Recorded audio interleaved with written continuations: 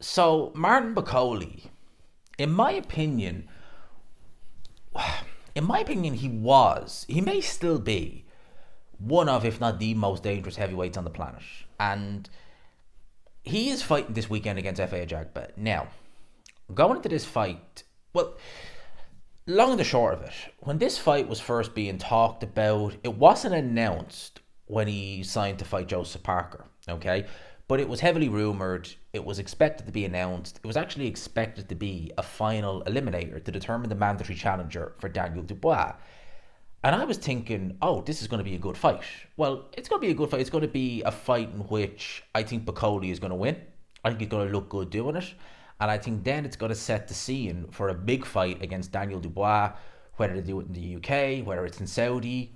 I'd love to see it in Africa. Me and Ade spoke about that in that ANG, man, in the Q&A. We're both in agreement. Love to see a show in Africa. I think world champion Africa is part of the world. So get a show on down there. I would love to see it. So I thought that Bakole will go in there. On paper, Ajagba is dangerous. Yes, he is. He's a big puncher. But Bakole is in a great run of form. He's been looking very good. And I think he will just have way too much to be able to, for Ajagba, I should say, to be able to offset. That's what I was thinking back in January. With with the notion in mind that Daniel Dubois will be facing Joseph Parker in February.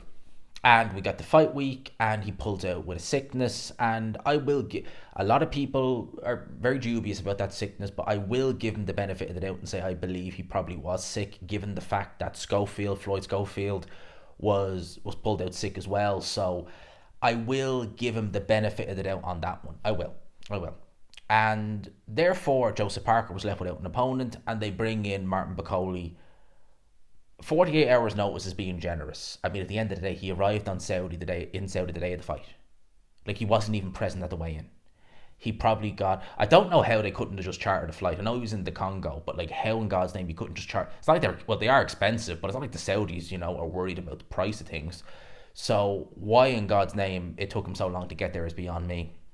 He arrives in awful shape, and he gets stopped in 2 rounds. Now, thankfully, it was a one punch knockout. It wasn't an Amir Khan one punch knockout or a Ricky Hatton Manny Pacquiao one punch knockout where you look at that and think, I don't know how you recover from that. You're going to need a good year, maybe more, to recover from the effect of that one punch knockout.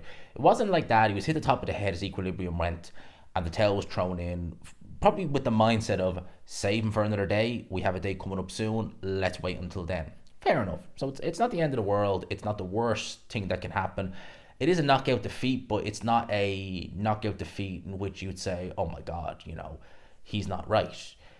But if this fight was happening anywhere else in the world, say it was happening in the UK, Bakole wouldn't be eligible to fight.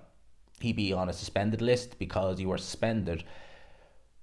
I can't remember the exact ins and outs of how many days it is, but you're suspended for a while after a knockout like that, or a knockout in general.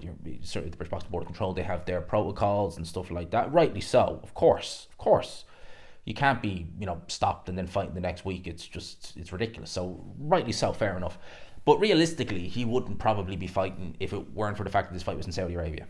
And because he came in so heavy for the first fight for Joseph Parker, he, I think, is going. It's always the way with heavyweights, isn't it? They're too heavy one fight, and then they're too light the next fight. And they complain that, oh my God, I should have been heavier. I was stronger at the heavyweight. No, you just lost it way too quick. You're probably actually better at the lighter weight, but you just lost it way too quick. And in the run up to this fight, I've seen Bakole, like, he's a heavyweight. He is a heavyweight. This isn't the UFC where there's a heavyweight limit. I think it's 265 for UFC heavyweights or something like that. This isn't the UFC. This is boxing. This is Marcus of Queensberry rules. There is no limit for heavyweights. My guy's been in a sweatsuit. Why is my guy in a sweatsuit? I don't get it. It makes no sense to me. And that right there is a bit of a worry for me. The fact that this guy is trying his damnedest to take as much weight off as he can. And me and Ade, we did one of our Ade and G-Man shows. We were back in London, so it's a couple of weeks ago now. It's not that long. It might have been the last show we did live in person. We'll do one next week live in person when I'm back and he's back.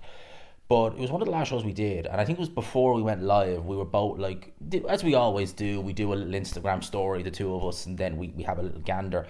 And he showed me a clip of him literally sweating out in a sweatsuit. And me and him, our comment was, oh, he's got plenty of time. Then we looked and we were like, actually, he doesn't. He's only got like three weeks, a month before fight night. What the hell is he doing? So I worry that he's going to come in, maybe not too light. Maybe that's the wrong word because he does still look kind of heavy. But I'm worried that he is going to have shifted a massive amount of weight like that. Like, even if he's, say for argument's sake, say he's 285, right? That's still, what, 30 pounds like that. And a lot of it is water weight. It's not good. All right? We don't know how he's going to be after the effects of the knockout. I know it wasn't the most devastating knockout in the world, but it was a knockout defeat nonetheless. All these things lead me to think that this fight is now a lot more competitive because Joseph Parker is not feather fisted, right? He's a good puncher. He's not I wouldn't put him in terms of the elite punchers at heavyweight, but he's a puncher. He can punch. He can hurt you, right? F.A. Ajagba has many, many flaws. If you look at F.A. Ajagba's game, there's many flaws there, a lot of them, a lot.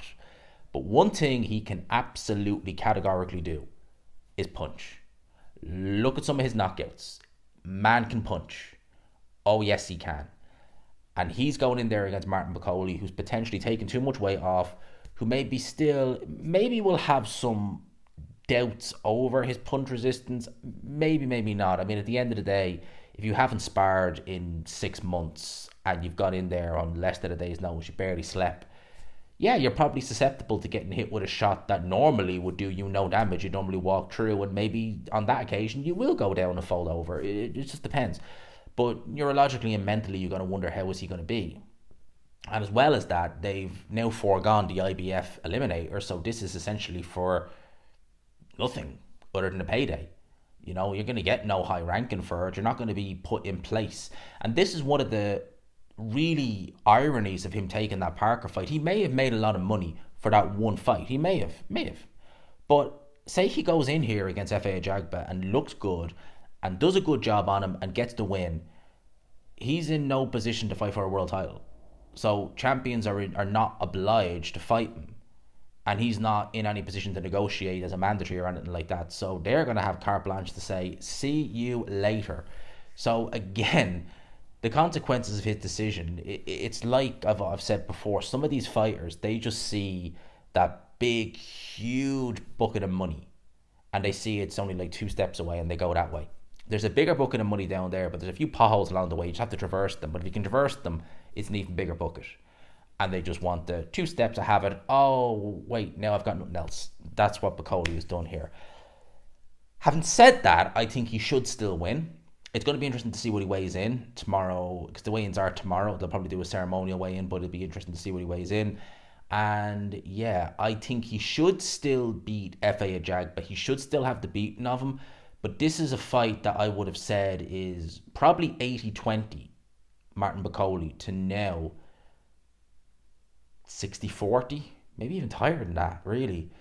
I've no faith in Bakole winning this fight at all. I will pick him, and I am picking him in this video to win, but I have no real faith that he will actually get the job done on Saturday night. But that's just my opinion. Let me know what you guys think in the comment section below. As always, people, I hope you enjoyed the video. Smash the like button if you could. Hit subscribe, of course. As always, if you haven't already. Until next time, people. Until later, I will leave it there.